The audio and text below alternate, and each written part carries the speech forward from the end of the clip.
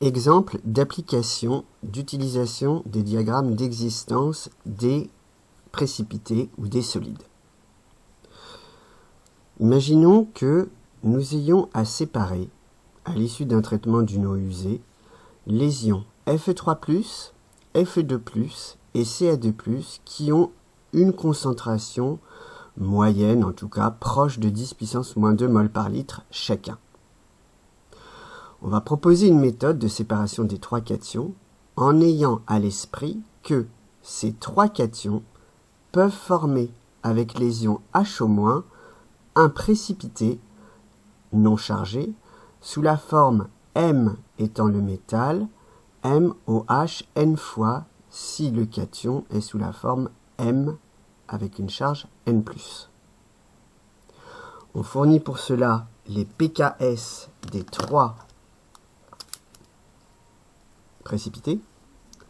pKs de FeOH 3 fois solide qui vaut 38, le pKs de FeOH 2 fois solide qui vaut 15, et le pKs de CaOH 2 fois qui vaut 5,2. L'idée est de se dire que l'apparition des précipités ne va probablement pas être en même temps, étant donné que d'une part, la stoichiométrie des précipités n'est pas la même. Là, il faut 3H au moins, là, il en faut 2, et là, il en faut 2 dans les équations de précipitation, et qu'en plus, les pKs ne sont pas les mêmes non plus. Donc l'idée, c'est, à partir de la solution très acide contenant ces trois ions, d'augmenter le pH, en rajoutant de la soute par exemple. Pour quelle raison? Il est certain qu'au bout d'un moment, il va y avoir précipitation sélective des trois précipités. Et donc, on va pouvoir récupérer dans un premier temps le premier précipité formé, le séparer du reste, puis éventuellement récupérer en continuant d'augmenter le pH un deuxième précipité formé, le séparer du reste, et à ce moment-là, on aura réussi à séparer plus exactement les trois éléments, enfin les trois ions, sous forme bien évidemment de précipités, mais on verra que c'est pas très simple à ce moment-là de récupérer exactement Fe3+, Fe2+, et Ca2+. Et c'est là où vont intervenir les diagrammes d'existence de ces précipités, justement, pour savoir quand est-ce qu'ils vont apparaître en fonction du pH. Alors en toute logique, ce serait en fonction de, puisqu'au départ, on a des concentrations apportées, on va l'appeler C0, cette concentration apportée, pour chacun des ions. Et on sait que c'est à partir d'une certaine concentration en H- qu'on va faire augmenter petit à petit qu'il va y avoir le début de précipitation. D'où, éventuellement, faire un diagramme en P2OH, mais ici, en général, on va faire un diagramme en pH, parce que c'est la grandeur qui est la plus intuitive et la plus utilisée. Néanmoins, je rappelle que P2OH plus pH est égal à pKe. Ça, tout ça à l'équilibre, c'est grâce à l'autoprotolyse de l'eau. Donc plutôt qu'un diagramme en pH, en pOH, pardon, on va le faire en fonction du pH. Donc il nous faut, de façon générale, on va écrire Mn+, AQ, plus NH-, AQ, va donner le précipité MOHn fois. Solide, avec donc un Ks qu'on va noter ici, comme ceci. Attention, le Ks, ce n'est pas du tout la constante de cette réaction. La constante de cette réaction, si vous voulez, on peut l'appeler d'ailleurs K standard, c'est 1 sur Ks. Par contre, ce qu'on peut écrire, c'est que au départ, la concentration de Mn+, est égale à la concentration apportée. Ça, c'est certain. Ensuite, on augmente la concentration en H-. Ajout de soude. Que va-t-il se passer? Dans un premier temps, absolument rien. Pourquoi? Parce que on ne va pas avoir la possibilité de former le précipité, la solution n'étant pas saturée. Mais, au début de précipitation, que peut-on écrire? D'une part, MOH n fois solide existe. Donc, on va pouvoir écrire à ce moment-là que KS est vérifié, c'est-à-dire H au moins à la puissance n à l'équilibre multiplié par Mn plus à la puissance 1 à l'équilibre, le tout sur C standard à la puissance n plus 1.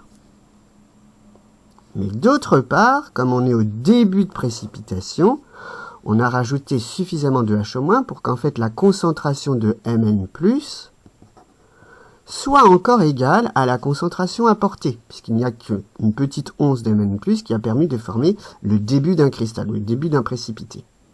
Donc on a ces deux conditions-là. À partir du moment où Mn+, attention, on est au début de précipitation, c'est pas toujours vrai, est égal à C0, que l'on connaît, qui est égal donc ici à 10-2 mol par litre. Attention, c'est pas C standard, c'est C0. On peut en déduire, donc regardez la concentration en H-, et connaissant la concentration en H-, on pourra donc en déduire le pH de précipitation. Donc on y va. H3 au plus, en début de précipitation, qui est bien sûr à l'équilibre, vaudra KE sur H- à l'équilibre. C'est-à-dire, H-, ce sera égal, donc on va avoir un KE sur H- sera égal à KS fois C standard à la puissance n plus 1,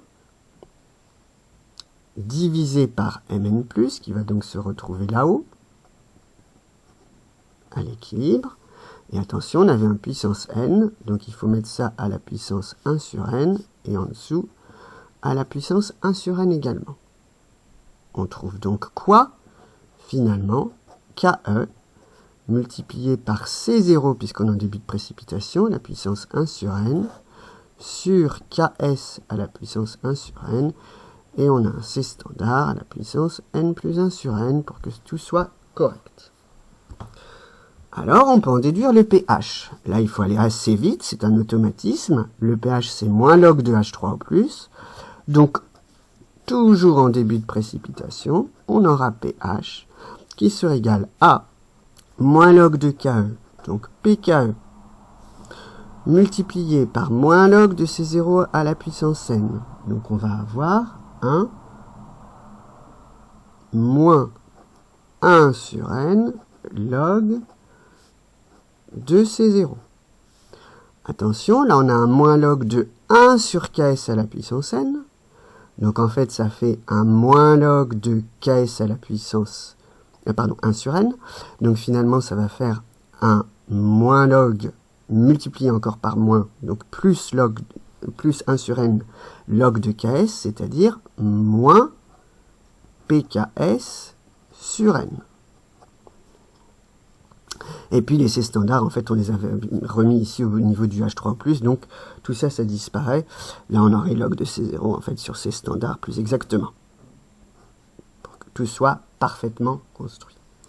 Alors, cette expression-là, elle n'est pas à connaître par cœur, bien évidemment, mais elle est à vite retrouver, et puis surtout à appliquer dans le cas où on a un précipité, généralement, qui va se former. Alors, si on le calcule, pour Fe OH 3 fois, on aura un pH de début de précipitation qui vaudra donc 14. Il doit y avoir un KE que j'ai oublié. Donc le pKe, oui, c'est ça, 14 moins 1 sur n, donc pour FeOH 3 fois, c'est 1 tiers, multiplié par donc 2, moins 2 ici même, moins pks sur n, donc moins 38 sur 3. On trouve, je vous laisse faire le calcul, vous pouvez appuyer sur pause, on trouve 2. Pour Fe OH 2 fois, on trouvera 7,5. Et pour Ca OH 2 fois, on va trouver 12,4. À ce moment-là, on va pouvoir donc faire figurer sur un axe les différentes précipitations possibles lorsqu'on augmente le pH. Pour cela, très grossièrement, un axe en pH, on place 2, 7,5, 12,4. Le pH 2, c'est le pH auquel apparaît FeOH 3 fois. Alors attention, FeOH 3 fois, son domaine d'existence, est-il au-delà ou en deçà d'un pH de 2? Là, c'est assez simple. On se dit que FeOH 3 fois apparaît bien évidemment lorsque la concentration en H- est d'autant plus importante. Et donc lorsque le pH est élevé. On est vers les pH basiques. Donc vous allez avoir ici le domaine d'existence de FeOH 3 fois.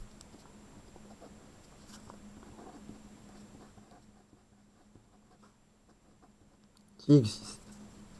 Un petit peu plus bas, on aura le domaine d'existence de FeOH 2 fois, mais celui-ci est un peu plus restreint, puisqu'il démarque à 7,5. Donc là, c'est FeOH 2 fois solide qui existe. Et enfin, encore un petit peu plus restreint, le domaine de CaOH 2 fois à 12,4, à partir de 12,4 qui est ici. Alors maintenant, il suffit de se servir justement de ce diagramme. Que va-t-il se passer et comment est-ce qu'on va raisonner? Bien, c'est assez simple. Au départ, on est à pH extrêmement faible, puisque la solution est très acide. Donc on est par là. La possibilité donc la plus évidente, c'est de faire augmenter le pH. Et on sait qu'à pH 2, FeOH 3 fois va apparaître. On va même essayer d'aller jusqu'à 7,5 parce qu'on sait très bien que plus on augmente la concentration en H-, c'est-à-dire plus le pH augmente à l'équilibre, plus FeOH 3 fois va se former. Et donc, pour surtout éviter qu'il y ait du FeOH 2 fois qui se forme également, on va par exemple s'arrêter à 7,4.